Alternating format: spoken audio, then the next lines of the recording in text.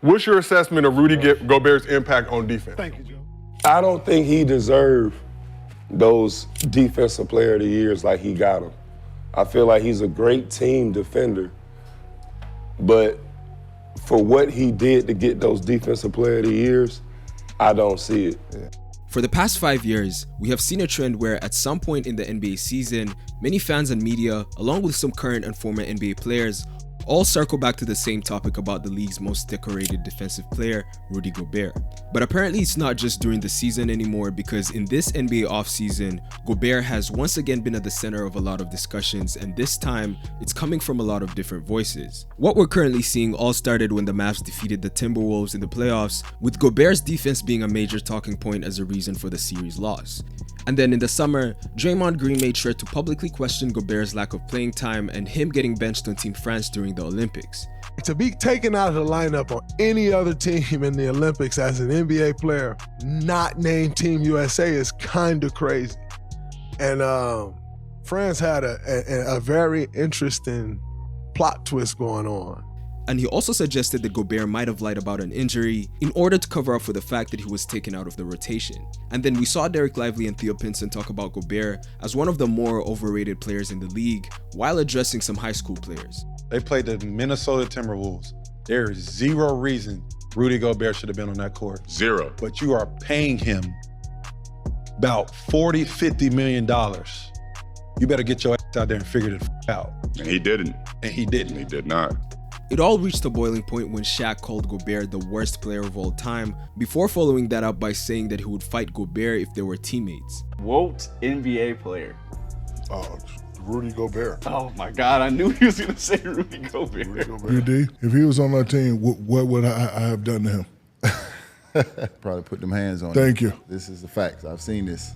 It may sound personal, but it's motivation. That's all it is. So Rudy Gobert has made a lot of enemies in the last few years, with the biggest ones being Shaq and Draymond Green. With those two, the distaste for Gobert seems a little bit unwarranted and even a little bit personal.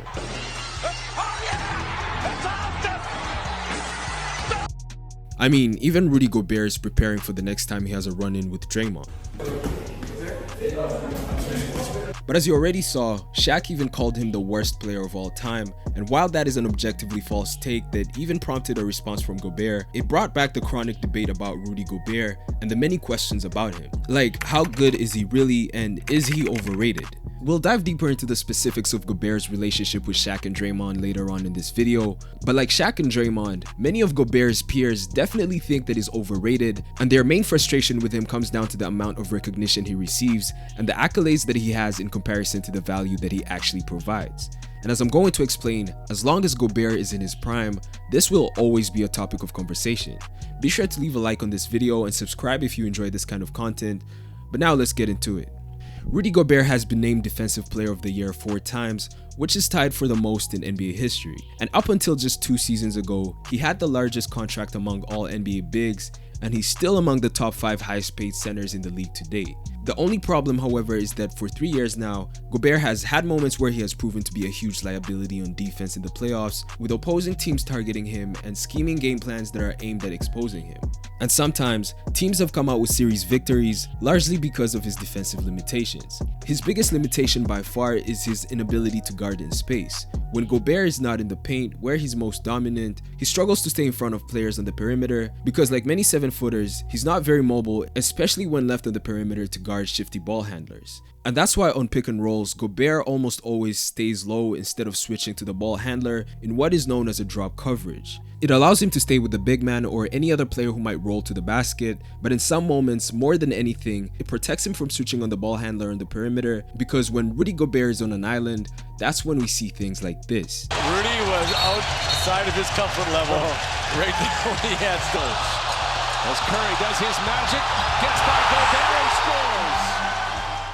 The first time it became clear that Gobert can be a huge defensive liability was back in Game 6 of the 2021 playoffs when the number 1 seed Utah Jazz faced the 4th seed LA Clippers in the second round of the playoffs. The Clippers were without Kawhi, who had gotten injured 4 games into that series, and it was pretty much just Paul George out there with the Clippers role players, but they were still in the driver's seat with a 3-2 lead going into Game 6, and the Jazz delivered an early knockout punch, and this right here was the score with 5 minutes left in the third quarter. With little to lose, Ty Lue decided to double down on exploiting Gobert's inability to guard in space by running a lineup with no big man for the rest of the game in what's called a 5-out offense that had every Clippers player outside the three-point line. At the center position, the Clippers turned to Terrence Mann, and Gobert was basically forced to guard him on the perimeter, which would have opened up scoring opportunities in the paint or letting him shoot open threes. And Rudy Gobert made his choice. Increased intensity of the Clippers. Corner three, Terrence Mann! 21 points, but they can't stop the Jazz. Terrence Mann gets inside. D. Jackson races up the floor. Terrence Mann wide open for three, pucks it in! Jackson on the drive, kicks it out for Mann. Mann, three-pointer, back! George the drive, back out Batum. Terrence Mann for three, bang! Terrence Mann is unstoppable! With a 20-point third-quarter performance from Terrence Mann, the Clippers came back and managed to close out the series despite being undermanned and trailing by 25 points. In that series, the major hole in Gobert's game was exposed more than ever, and since then, opposing teams have found different ways to use it to their advantage in the playoffs. And on their way to the finals this year, the Dallas Mavericks figured out that they could exploit Gobert's drop coverage by running this high pick and roll with two screeners, which forced Gobert to guard on the perimeter because his man would set what's known as a stagger screen before rolling to the basket. This led to easy buckets for the bigs who were often switched on smaller players like Mike Conley, and even in situations where the Timberwolves neutralized it, it was often a result of extra effort plays from players like Naz Reid or Jaden McDaniels. And even when Gobert did stay in the drop coverage, Dallas still had other scoring options open to them, especially because no team in the playoffs was more of a lob threat than they were. The Mavs finished the postseason with 54 total alley-oops, and behind them in second place was Denver with 9. Dallas had multiple lob threats in pick and roll situations, and when Gobert attempted to guard the ball handler, it led to many looks for the bigs who were open for an alley-oop or a dump-off pass in the paint. And in times when Gobert tagged the big man, it also left Luka and Kyrie with looks in the mid-range that they're both very comfortable with. So with the way they were playing him, there was just no winning with Gobert. Apart from just Gobert's weaknesses, it was a great coaching job from Jason Kidd, but nevertheless, Gobert's weaknesses were still a major reason why Dallas was able to generate offense. And as long as Gobert's limitations are a point of emphasis for opposing teams in the playoffs, people will always question whether he deserves the accolades he has in the first place. Which leads us to the question of how exactly he's a 4-time defensive player if he's also a huge defensive liability. To answer that, we need to understand where his value on the defensive end actually lies. His value as a defender mainly comes from his ability to protect the paint. He has the ability to consistently block shots as a primary defender, but he is most effective as a shot blocker as a help defender coming from the weak side. And his shot blocking also creates offense for the Timberwolves because some of his blocks lead to fast break opportunities. Anthony Edwards was second in the league in fast break points this past season, and if you watch some of Rudy Gobert's highlights on the defensive end, you can easily draw a correlation between Rudy's blocking numbers and Ant's fast break points. His defensive impact, however, isn't just limited to blocking shots, because with his 7'9" wingspan, his presence in the paint alone affects opposing offenses by limiting their scoring options. In the 2023-24 regular season, for example, when Rudy Gobert was on the floor, the expected field goal percentage of opposing teams dropped by 13.8%. And when it comes to this advanced stat, Rudy Gobert recorded the highest percentage in the league among all players who averaged more than 20 minutes per game. That means that statistically speaking, Gobert had a bigger defensive impact on opponent shooting numbers than fellow big men like Anthony Davis, Bam Adebayo, Victor Wembanyama, and Kristaps Porzingis. Rudy Gobert is also good at something called rim deterrence, and rim deterrence doesn't show up on the stat sheet, mainly because it manifests itself through opposing players opting for tougher shots in the paint, as you can see here with Murray, who cut to the basket only to be met by Rudy, who was also within the distance to contest Aaron Gordon if Murray had passed the ball to him. Jobs and Gobert in the series against him as Murray leaves it. Another way we see rim deterrence is through opponents rushing their shot at the basket to avoid getting blocked, and while it might not count as a block for Gobert, the contest alone is enough to lead to a miss just from his length and wingspan. And sometimes opposing players avoid even just attempting a shot in the paint or finishing off of backdoor cuts, and this is how disruptive Rudy Gobert can be, and it's also why he's won 4 Defensive Player of the Year awards. So while many people aren't always in favor of Rudy winning the Defensive Player of the Year award, the advanced stats definitely support his case. And in every year that Rudy has won the award, his team has also ranked among the top 3 in defensive rating, and he's also been among the top 5 leaders in blocks. So not only does he have good individual numbers, they show that he also impacts winning at least in the regular season. And as long as this is the case, Gobert will always be viewed as one of the most valuable players in the regular season, which will always have him as a candidate for Defensive Player of the Year and the All-NBA defensive teams. And ultimately, this will keep him among the highest paid players. But everything that Gobert contributes on the defensive side of the ball mostly comes from him helping his teammates and covering a lot of ground in the paint area, mainly because of his size and his length. In theory, this can be replicated by any other player with his size and length, and it's not really a result of any specific on-ball skill. This is one major reason why his peers feel like he's overrated. The years before that, I think they just gave it to him because of his team defense and how everybody was on the team. So he's probably my least favorite defensive player of the year. Out of all the you got to be a dominant defensive player. People got to be afraid to enter the paint.